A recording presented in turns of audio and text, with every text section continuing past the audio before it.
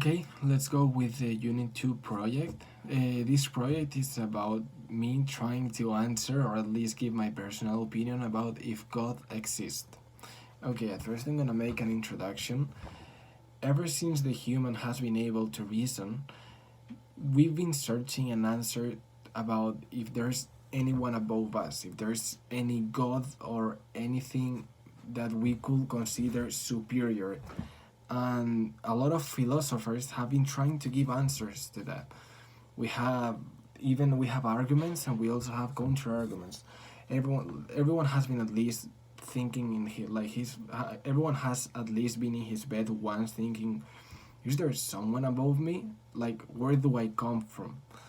We are gonna try to answer those questions in this video with some arguments. I'm gonna explain the arguments I think they are more important, and I'm also gonna explain the counter arguments that arguments have to have a stated opinion, and then at the very end I'll give my personal opinion about it based in what I've been researching in this unit 2 with the videos and the content that I found in the platform. Okay, let's go with the first argument. The first argument is gonna be the argument of the watchmaker.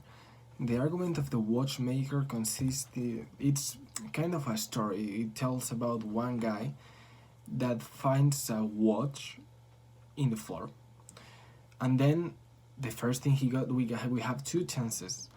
Do we think the clock just appeared there, or do we think someone made the clock? Because the clock is a real complex thing. It has a lot of pieces. It's a really perfect system which all together works to give us the time, which is something we also created. That we start figuring out, where does the things come from?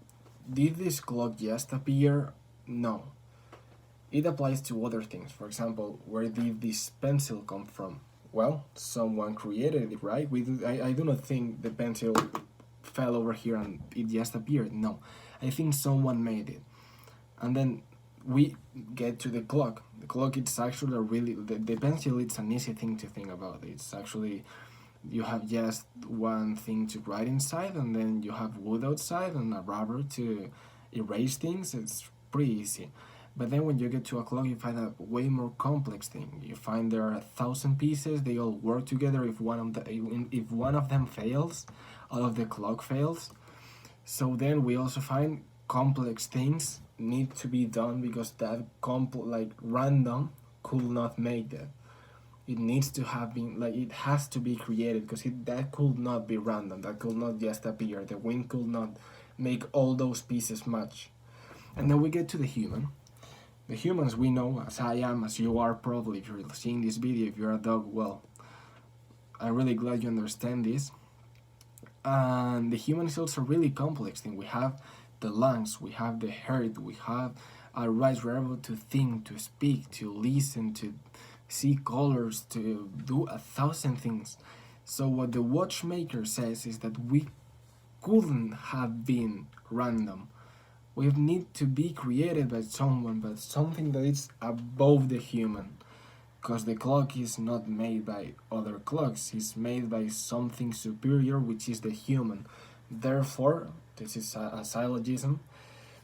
If the clock has been created by someone and it's complicated, and the human it's complicated, therefore it's being created by someone.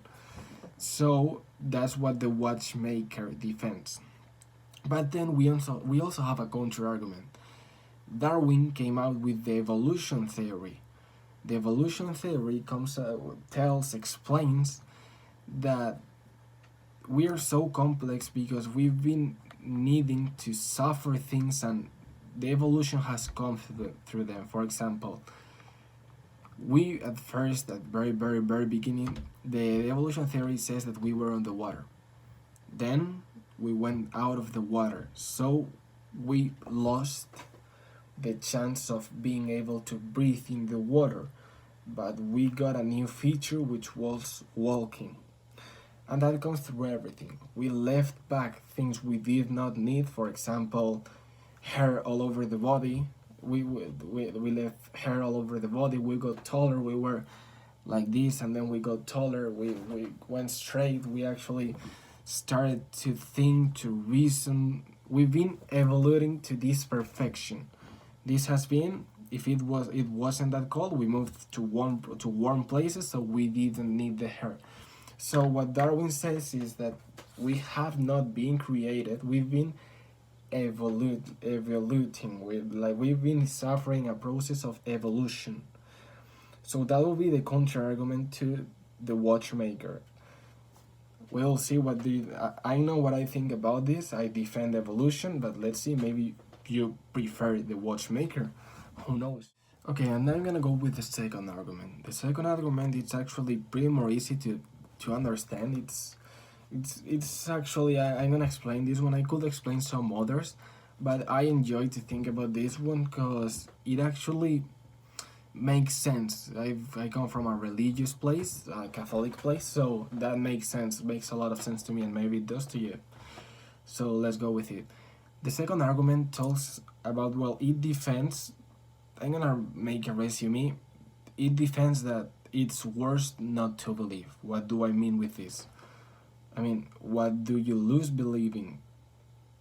You don't lose anything. Like, apparently, if you do not believe, the only thing you lose is everything. Like, after death, like, life, it doesn't really matter either of both. It's not gonna make a big change in your life. But when you die, the reward of believing, if it's real, it's gonna be glory. It's basically gonna be glory. You're gonna be happy all the rest of your non-life, because it's actually you're not alive, and you're gonna regret not believing if it's actually real. But if you believe and it's not real and there's nothing after death, it doesn't really matter either. You're gonna be the same as the ones that not believe. But if you believe, you're gonna be in a way better place if there's something than the ones that did not believe. Yeah, but then we get some counter arguments, because I mean, actually that seems apparently super easy, but that was kind of old thinking, but it could still be applied.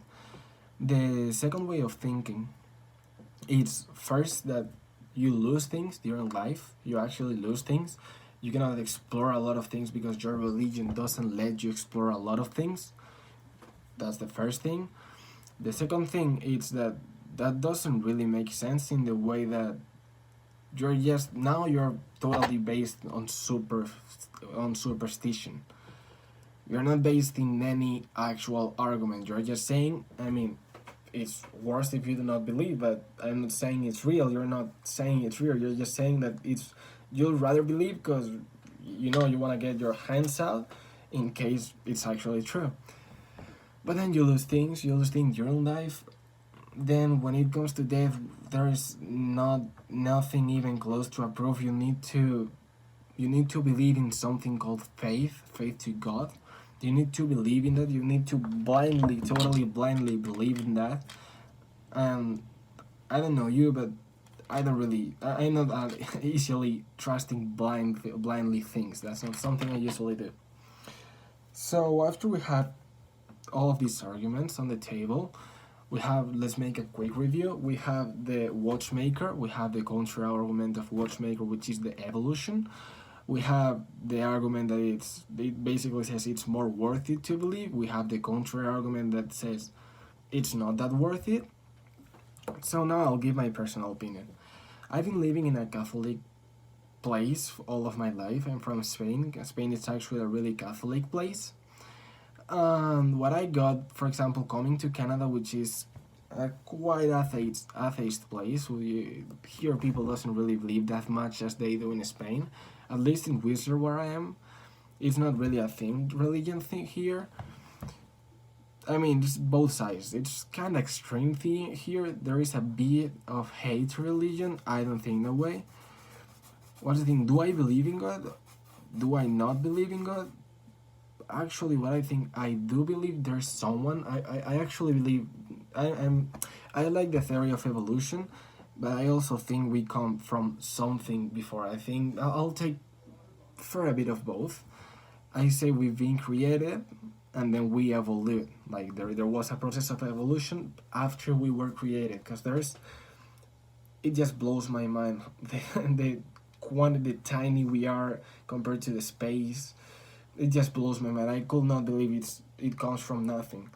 What I do not believe is on religion. I do not believe that God is either good or bad. God God created us. I actually believe in an impersonal God. God created us and then left us there.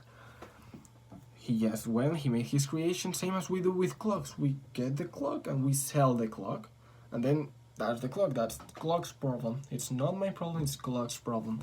That's what I think God made. He just created us, and then we evolved to better things. We're gonna keep evolving, and that's just been the way it's gonna be. God created us, then he stopped managing us, then he went with his stuff, and we actually evaluated ourselves. That's my position. Let's see what's yours after you heard these arguments, and I hope you enjoyed the video and it cleared a bit your head, and well, see you next video.